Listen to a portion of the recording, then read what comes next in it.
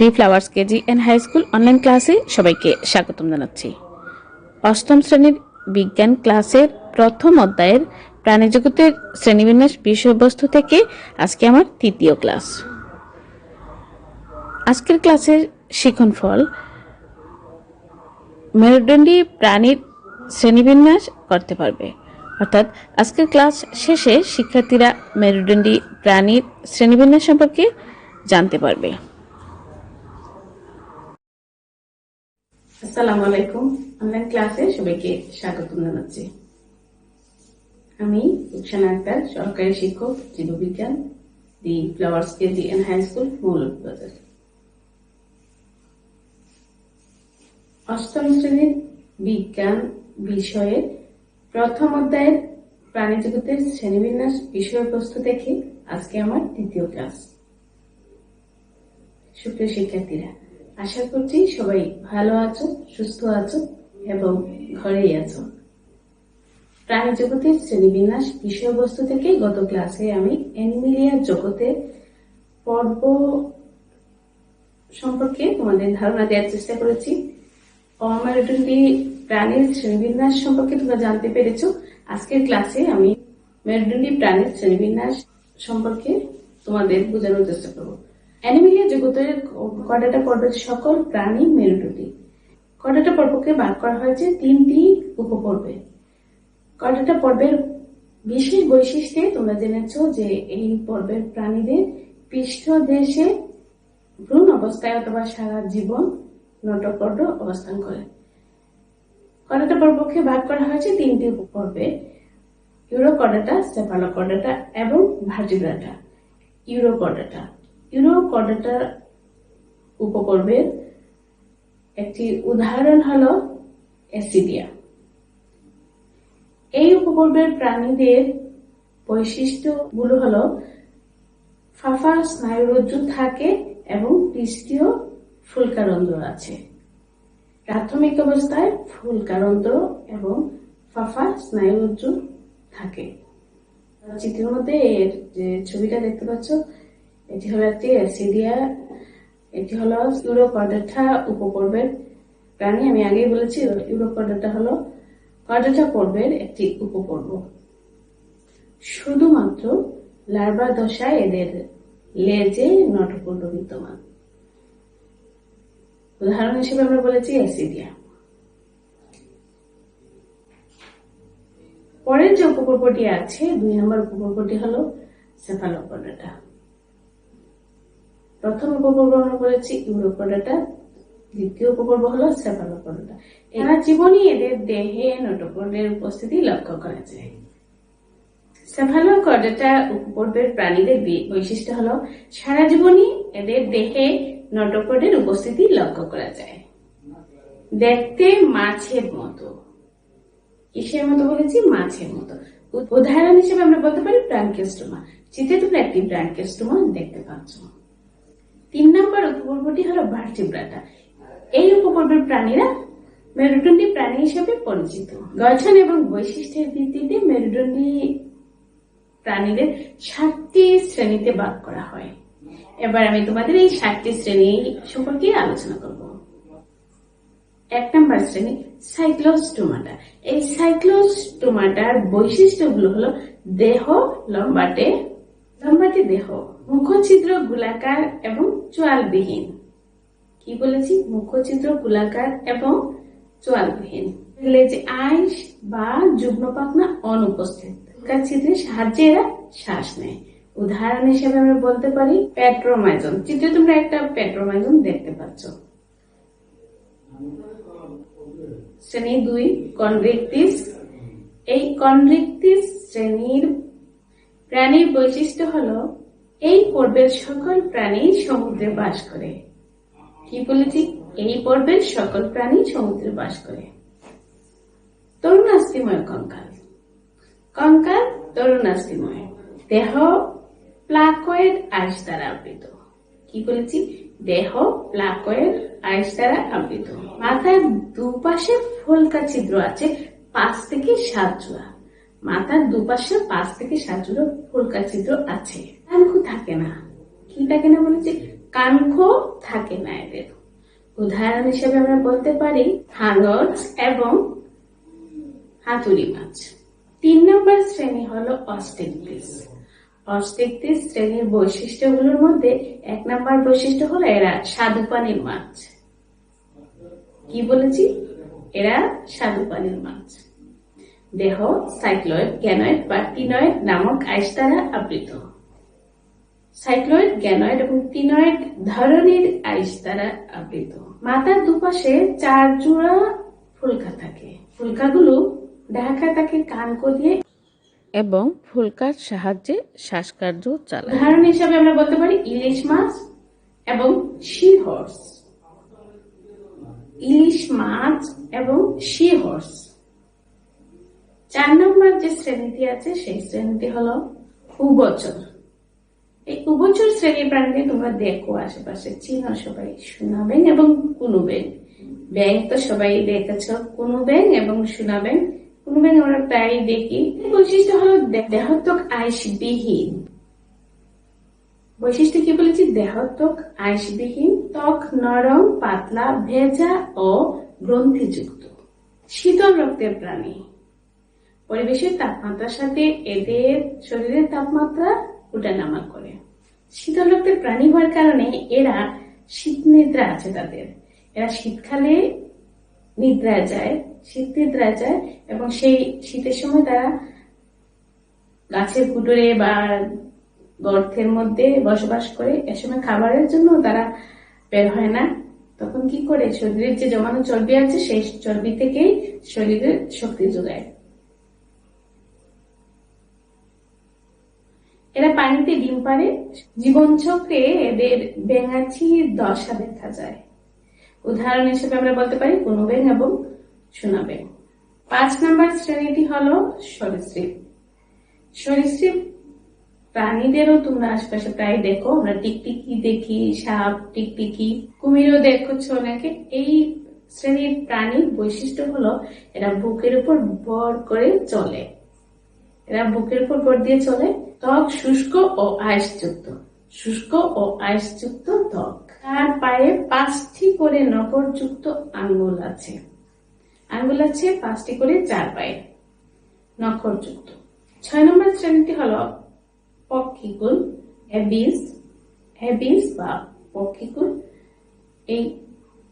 এই শ্রেণীর বৈশিষ্ট্যগুলো হলো পালকে আবৃত দেহ। এদের দেহ পালকে আবৃত।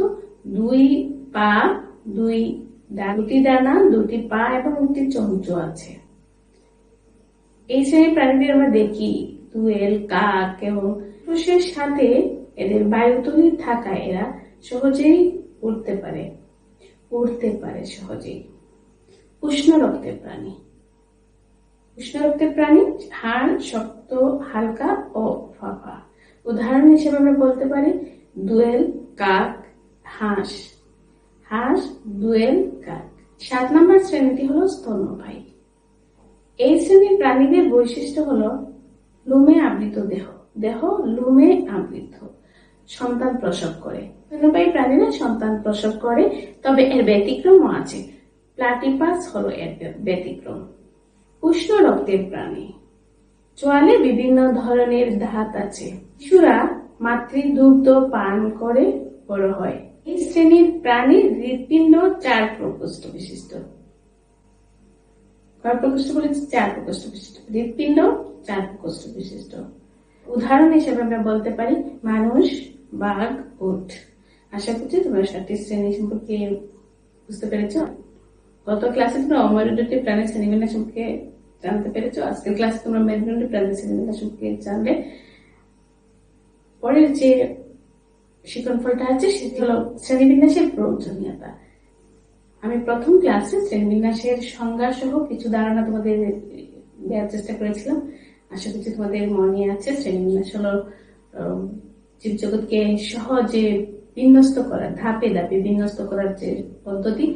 এই শ্রেণীবিন্যাসের প্রয়োজনীয়তা যদি আমরা বলি তাহলে যে কথাটা প্রথমে আসবে যে হচ্ছে অল্প পরিশ্রমে কম সময়ে এই বিশাল বৈচিত্র্যময় পৃথিবীকে সহজে জানতে পারা জ্ঞান অর্জন করতে পারা। লক্ষ লক্ষ প্রাণীদের পৃথকভাবে কখনোই জানা সম্ভব নয়। এই বৈচিত্র্যময় পৃথিবীর সকল প্রাণীকে জানতে হলে শ্রেণীবিন্যাস প্রয়োজন। সকল জীবকে জানতে হলে শ্রেণীবিন্যাসই একমাত্র উপায়। প্রাণীকে শনাক্ত করতে হলে 7টি ধাপে এর বৈশিষ্ট্যগুলো মিলিয়ে নিতে হয়। এই ধাপগুলো হলো জগৎ, পর্ব, শ্রেণী, বর্গ, গোত্র, গণ ও প্রজাতি। এই 7টি ধাপে বৈশিষ্ট্যগুলো মিলিয়ে প্রাণীকে সহজেই শনাক্ত করা সম্ভব এবং তার শ্রেণীবিন্যাসের মাধ্যমেই সম্ভব। অনেক সময় পর্বকে উপপর্ব বা সাব ফাইলামে ভাগ করা হয়। বিন্যাসের সাহায্যে সহজে অল্প পরিশ্রমে উদ্ভিদ ও প্রাণীদের শনাক্ত করা সম্ভব হয়। উদ্ভিদ ও প্রাণী সম্পর্কে জ্ঞান লাভ করা সম্ভব হয়। অল্প পরিশ্রমে খুব সহজেই উদ্ভিদ ও প্রাণী সম্বন্ধে জানা যায়। প্রাণীকুলের মধ্যে যে পারস্পরিক সম্পর্ক আছে সেই সম্পর্ক সম্পর্কে তথ্য ও উপাত্ত পাওয়া যায় এই শ্রেণীবিন্যাসের মাধ্যমে। ধীরে ধীরে প্রাণীকুলের মধ্যে যে পরিবর্তন ঘটছে সে সম্পর্কেও ধারণা পাওয়া যায় শ্রেণীবিন্যাসের মাধ্যমে। প্রাণীকুলকে একটি নির্দিষ্ট রীতিতে বিন্যস্ত করা সম্ভব হয়। প্রাণীর মধ্যে মিল অমিলের ভিত্তিতে এদের মধ্যে সম্বন্ধ অর্জন করা যায়। প্রাণী সম্পর্কে সামগ্রিক ও পরিকল্পিত জ্ঞান অর্জন করা সম্ভব হয়। যেমন সব এককোষী প্রাণীদের একটি পর্বে এবং বহুকোষী প্রাণীদের 9টি পর্বে ভাগ করা হয়েছে। আমি আবার বলছি, যেমন সব এককোষী প্রাণীদের একটি পর্বে এবং বহুকোষী প্রাণীদের 9টি পর্বে ভাগ করা হয়েছে।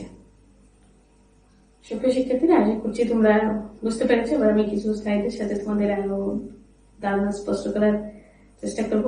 তোমাদের আরো ভালোভাবে বোঝার জন্য কিছু স্লাইড ব্যবহার করবো। আশা করছি ক্লাসের শেষ পর্যন্ত থাকবে এবং মনোযোগ দিয়ে ক্লাসটা দেখবে।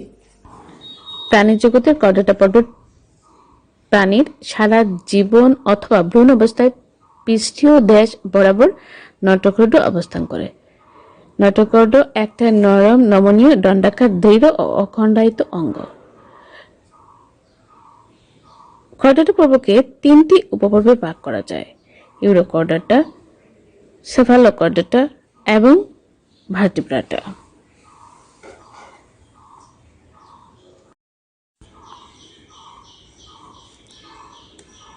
উপপর্ব ইউরোকর্ডাটা। এর সাধারণ বৈশিষ্ট্য হলো প্রাথমিক অবস্থায় পুলকারন্ধ্র, পৃষ্ঠীয় ফাঁপা স্নায়ুরজ্জু থাকে। আমরা এই চিত্রে একটি অ্যাসিডিয়া দেখতে পাচ্ছি। এটি হলো এই ইউরোকর্ডাটা উপপর্বের উদাহরণ। শুধুমাত্র লার্ভা দশায় এদের লেজে নটকর্ড থাকে। সুপ্রিয় শিক্ষার্থীরা, আশা করি বুঝতে পেরেছো। তোমরা এখানে যে চিত্রটা দেখছো এটা হলো অ্যাসিডিয়ার চিত্র।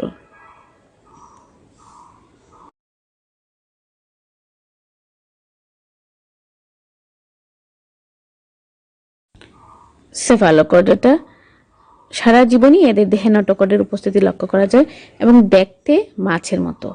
এই চিত্রে তোমরা এরকম একটি সেফালোকর্ডাটা উপপর্বের প্রাণী দেখতে পাচ্ছ। এই প্রাণীটি হলো ব্রাঙ্কিওস্টোমা। ব্রাঙ্কিওস্টোমা দেখতে মাছের মতো। আশা করছি তোমরা ছবিটা দেখে বুঝতে পেরেছ। সারা জীবনই এদের দেহে নটকর্ডের উপস্থিতি লক্ষ্য করা যায়। 3 নম্বর উপপর্ব হলো ভার্টিব্রাটা। এই উপপর্বের প্রাণীরাই মেরুদণ্ডী প্রাণী হিসেবে পরিচিত।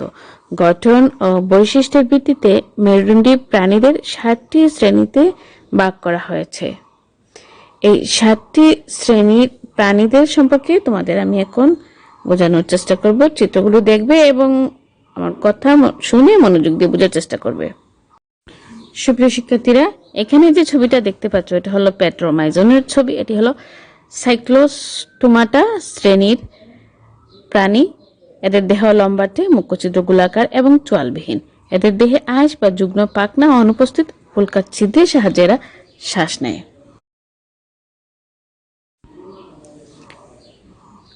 দুই নম্বর শ্রেণী হলো কন্ড্রিকটিস। এই কন্ড্রিকটিস শ্রেণীর উদাহরণ হিসেবে আমি এই ছবিগুলো এখানে এনেছি। দেখো, এখানে আছে হাতুড়ি মাছ। এই পর্বের সকল প্রাণী সমুদ্রে বাস করে। কঙ্কাল তরুণাস্থিময়। এটি হলো একটি করাত মাছ। এই পর্বের প্রাণীদের আরেকটি বৈশিষ্ট্য হলো খাঙ্খ থাকে না এবং দেহ প্লাকয়েড আইস দ্বারা আবৃত এবং মাথার দুই পাশে 5 থেকে 7 জোড়া ফুলকা ছিদ্র আছে। এই চিত্রে তোমরা একটি করাত মাছ দেখতে পাচ্ছ।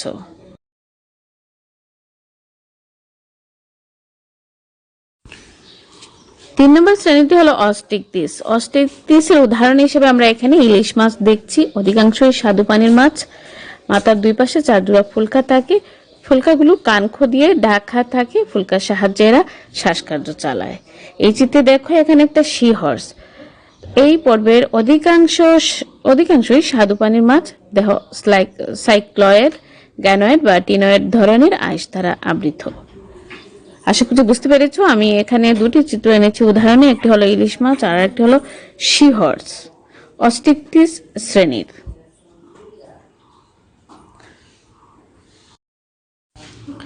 এই চিত্রে আমরা একটি সোনা ব্যাঙ দেখতে পাচ্ছি। 4 নম্বর শ্রেণী উভচরের উদাহরণ হিসেবে এদের দেহত্বক আইসবিহীন শীতল রক্তের প্রাণী। পানিতে ডিম পারে। জীবনচক্রে সাধারণত ব্যাঙ আছে দশা দেখা যায়। এই চিত্রে আমরা দেখছি একটি কুনু ব্যাঙ, দেহত্বক আইসবিহীন, ত্বক নরম, পাতলা, ভেজা ও গ্রন্থিযুক্ত। উদাহরণ হিসেবে আমরা উভচর শ্রেণীর এই দুটি চিত্র আমি তোমাদের দেখালাম। একটি হলো সোনা ব্যাঙ আর একটি হলো কুনু ব্যাঙ। আশা করছি সুপ্রিয় শিক্ষার্থীরা তোমরা বুঝতে পেরেছো।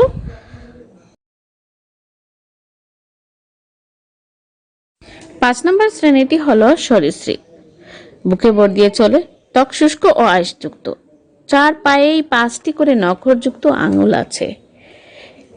উদাহরণ হিসেবে আমরা বলতে পারি টিকটিকি। তোমরা দেখো প্রায় টিকটিকি সবাই দেখেছি আমরা। কুমিরও দেখেছো অনেকে, কুমির, সাপ, এগুলো হলো সরীসৃপ শ্রেণীর প্রাণী। এই চিত্রে দেখছো তোমরা দোয়েল। 6 নম্বর শ্রেণী পক্ষীকুলের বৈশিষ্ট্য হলো দেহ পালকে আবৃত। এই চিত্রে দেখো একটা কাক এবং হাঁস। বৈশিষ্ট্য: দুটি ডানা, দুটি পা, একটি চঞ্চু আছে। ফুসফুসের সাথে বায়ুতলি তাকায় সহজে উঠতে পারে। উষ্ণ রক্তের প্রাণী। হাড় শক্ত, হালকা ও ফাঁপা। 7 নম্বর শ্রেণী হলো স্তন্যপায়ী।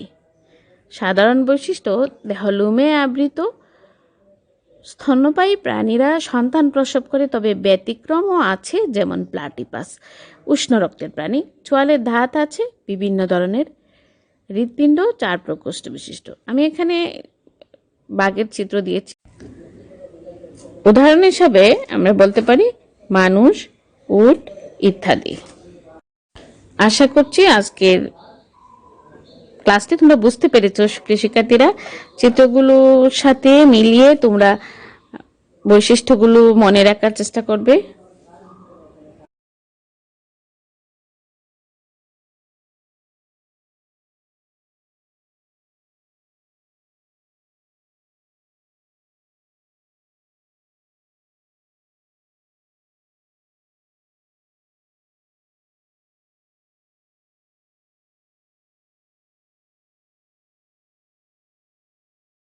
সুপ্রিয় শিক্ষার্থীরা, আশা করছি আজকে ক্লাস তোমরা মনোযোগ দিয়ে দেখেছো এবং বোঝার চেষ্টা করেছো এবং বুঝেছো। বাড়ির কাজ লিখে আমার মেসেঞ্জারে পাঠিয়ে দিবে। সুস্থ থাকবে, ভালো থাকবে। আল্লাহ হাফেজ।